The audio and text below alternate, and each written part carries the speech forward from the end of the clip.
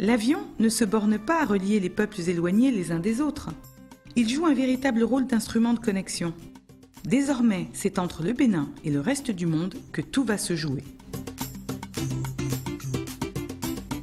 Fin des années 70, un budget annexe de l'aviation civile est mis en place, permettant théoriquement d'affecter certaines recettes à certaines dépenses et, dirons-nous, de renforcer avec souplesse l'unité administrative et financière de la jeune direction de l'aviation civile béninoise. On appelait ça direction de l'aéronautique civile. Et il dit, mais il y a beaucoup de choses à faire ici. Il y avait un projet de développement de l'aviation civile. C'est au fil du temps que, chemin faisant, on s'est rendu compte qu'il y avait du travail. L'effectif était un effectif très réduit. C'était à peine, avec nous-mêmes, on était à peine une vingtaine de personnes. L'ensemble des activités était pris en charge, puisque la direction de l'aéronautique civile avait 4 services. Un service transport aérien, transport et travail aérien, un service qui s'occupait de la navigation aérienne, un service qui s'occupait de l'exploitation des infrastructures, et puis un service législation et administration. Le trafic aérien jusque-là, composé du transport de passagers d'un côté et de marchandises destinées à l'export de l'autre, cette dernière demeurera une composante du trafic fret, très importante. Il en sera ainsi pour le palmier à huile du Bénin, dont la culture est certes antérieure à la colonisation, mais qui a été promue par le roi Guézo en son temps, puis après l'indépendance. Le palmier à huile, qui a longtemps fourni l'essentiel des produits d'exportation du Bénin, constitue avec le coton le cœur de l'économie. Le coton, qui d'ailleurs en 2019 a permis au Bénin de devenir le premier pays producteur en Afrique. Le trafic aérien se polarisera en 1979 autour de multinationales de la navigation aérienne basées en Afrique. Drainés sur leurs services internationaux, plus de 18 millions de voyageurs. Air Afrique en tête, talonné par la compagnie nationale Nigeria Airways. En réduisant les facteurs spatio-temporels pour l'ensemble de l'Afrique, l'avion aura permis d'accentuer les échanges nord-sud, grandement favorables au commerce entre le Bénin, l'Europe et le reste du monde. Il faut faire vite. Des évolutions importantes se produiront durant cette période pour notre pays. Air Bénin opère sur tout le territoire et en France.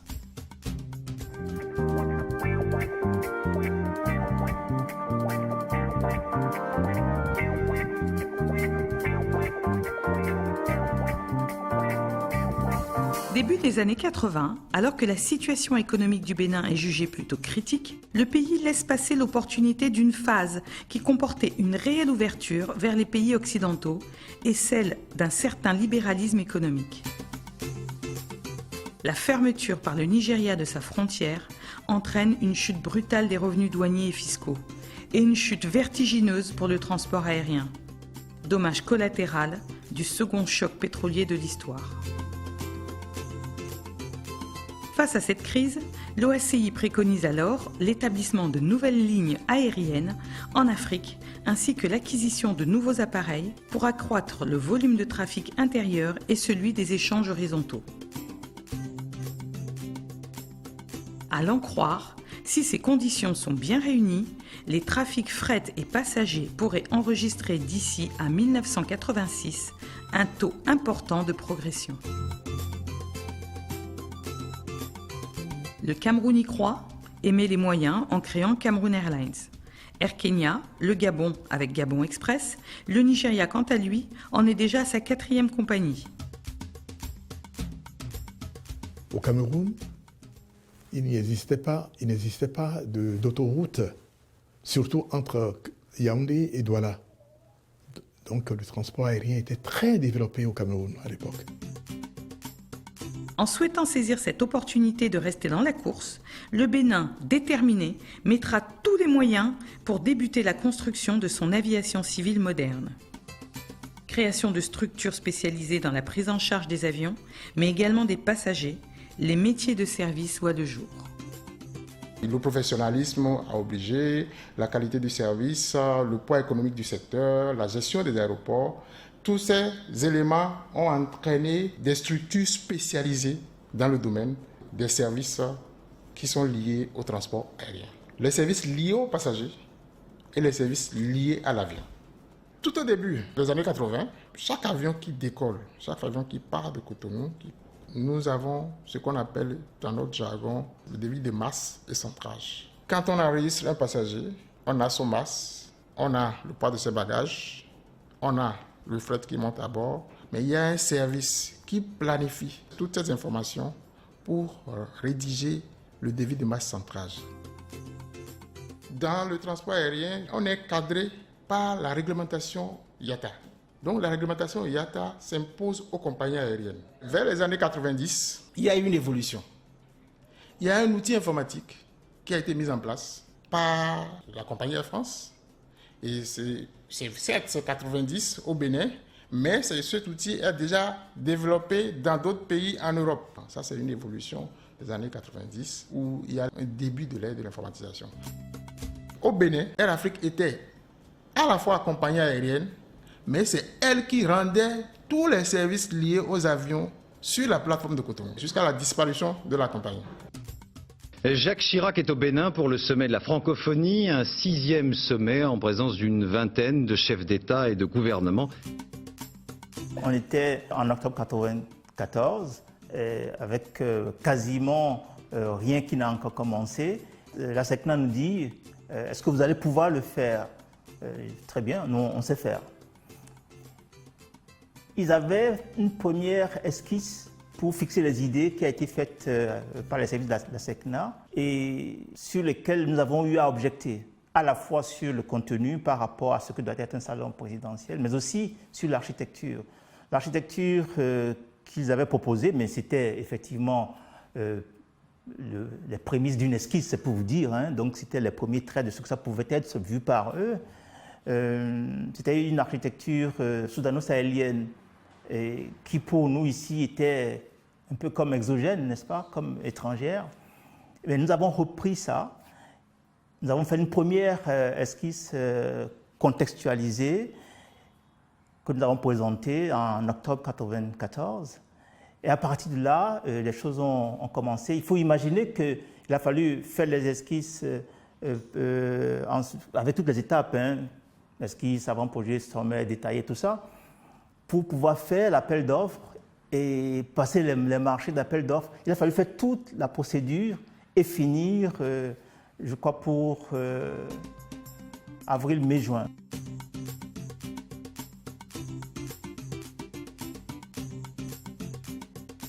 Le Bénin a voulu donner une nouvelle dimension à la gestion aéroportuaire. La SECNA a créé en son sein un service qui prend en charge la gestion des aéroports du Bénin. Alors, nous, on était à la direction de l'aéronautique civile. Qu'est-ce qu'on a fait? Dans un groupe, on nous a sélectionnés pour aller animer ce service-là au niveau de la SECNA. À l'époque, la première phase, ça a porté exclusivement sur la mise en œuvre. Comment nous nous comportons au niveau des aéroports. La deuxième phase, on s'est intéressé beaucoup plus à la législation et en mettant toujours la mise en œuvre. La troisième phase, c'est la capacité de supervision des États. On a démarré le service de gestion des aéroports du Bénin à zéro, à partir de zéro. Et c'est comme ça, progressivement, on a mis en place les services commerciaux, on a mis en place les hôtesses, tout ce que nous savions qui manquait pour un service gestionnaire d'aéroport, on les a mis en place. Et on a commencé avec les petits moyens comme ça à travailler. Il fallait, parmi les objectifs vraiment urgents, que l'on ait une institution qui réponde vite. On pourrait avoir un peu plus de moyens, d'infrastructures, mais surtout la formation du personnel adéquat pour pouvoir faire face aux missions d'une agence d'aviation civile.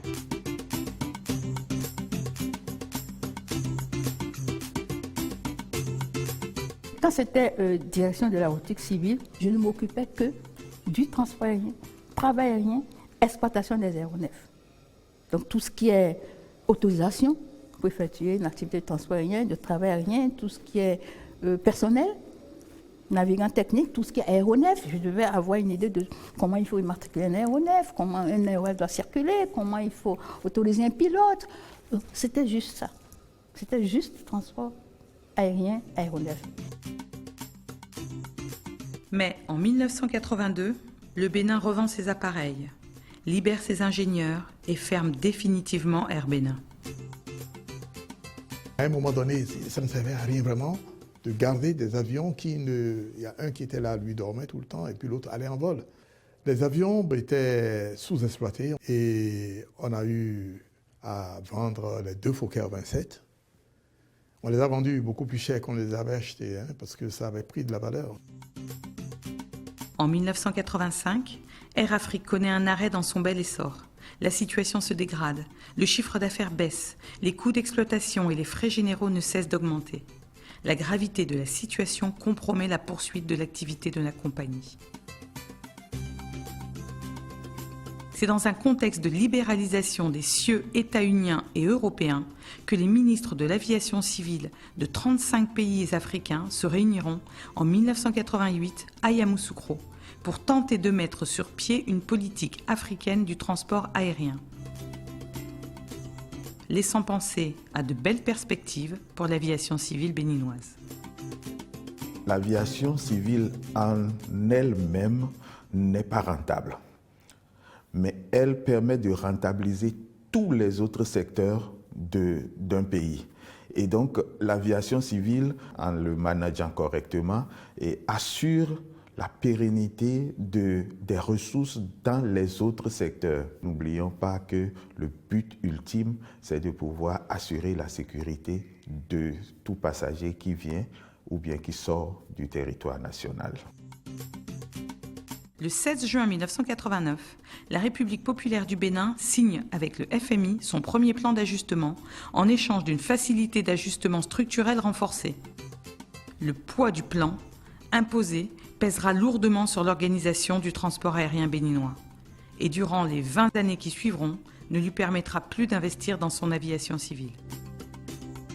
C'est comme ça que UTA s'est trouvé en situation de monopole sur l'Afrique et qui donc était l'alter ego d'Air Afrique.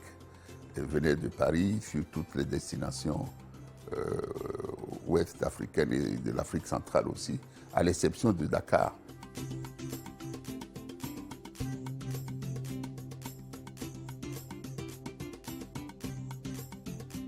Brutalement, en 1989, il y a l'explosion de l'avion DC-10 d'UTA, qui est la compagnie française qui desservait l'Afrique dans le temps, dans le désert de Ténéré. C'était la première fois où beaucoup d'Africains mouraient dans un accident, ou pas un accident, parce que c'était un attentat terroriste. Ce n'était pas un accident. Donc, il y a eu beaucoup de morts et le bilan était très lourd pour l'Afrique. Alors, en ce moment, les réalités de sûreté n'existaient pas du tout sur nos aéroports. Alors, qu'est-ce qui s'est passé? Brutalement, il y a eu une coopération entre la France et les États francophones de l'Afrique qui a pris corps, 89-90. Il était question de faire quelque chose, puisque nos aéroports n'étaient pas conçus sur la base des exigences de la sûreté de l'aviation. Alors, la première des choses de cet accord-là entre la France et les pays francophones, c'était rapidement de partir sensibiliser ceux qui travaillent dans le domaine de l'aéroport, de former des premiers formateurs en matière de sûreté de l'aviation civile. Depuis la Convention de Paris en 1920 et Chicago en 1944, la base élémentaire en droit aérien est en effet la souveraineté totale des États sur leur ciel. La souveraineté au niveau politique, c'est d'abord le territoire. Ça comprend les espaces, dont l'espace aérien, au-dessus du territoire.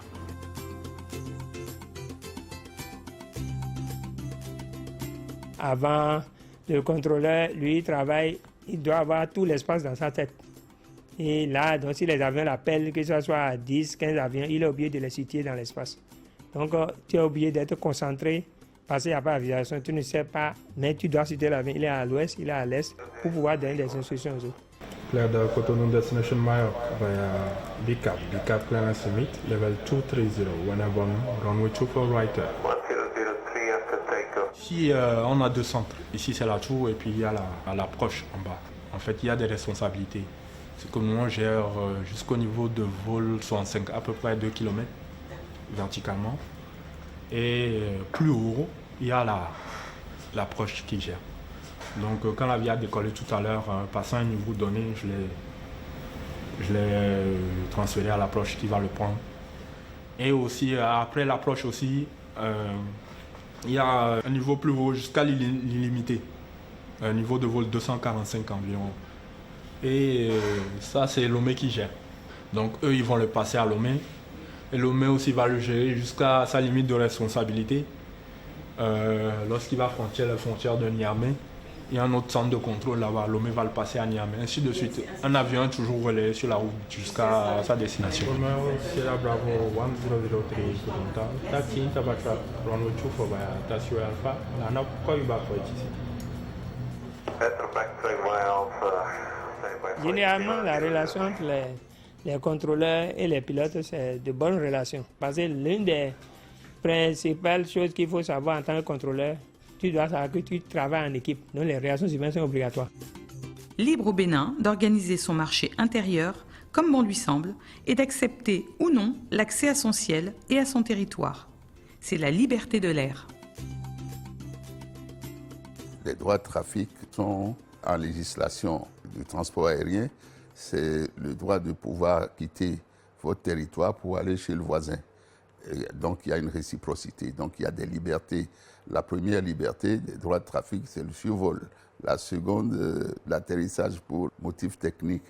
Et la troisième, pour y déposer des passagers. Et la quatrième, pour pouvoir en ressortir de la vice-versa. La cinquième, c'est celle qui consiste à prendre des passagers par un pays tiers vers une autre destination. C'est des libertés de droit de trafic. Donc, ces droits de trafic constituaient l'échine dorsale du transport aérien. Si vous n'avez pas ces droits, vous ne pouvez pas opérer de chez vous vers chez l'autre. Le rôle des inspecteurs de l'aviation civile, c'est effectivement de vérifier que tout postulant qui veuille utiliser les droits de trafic pour le Bénin est bien en règle avec la réglementation internationale et la réglementation nationale.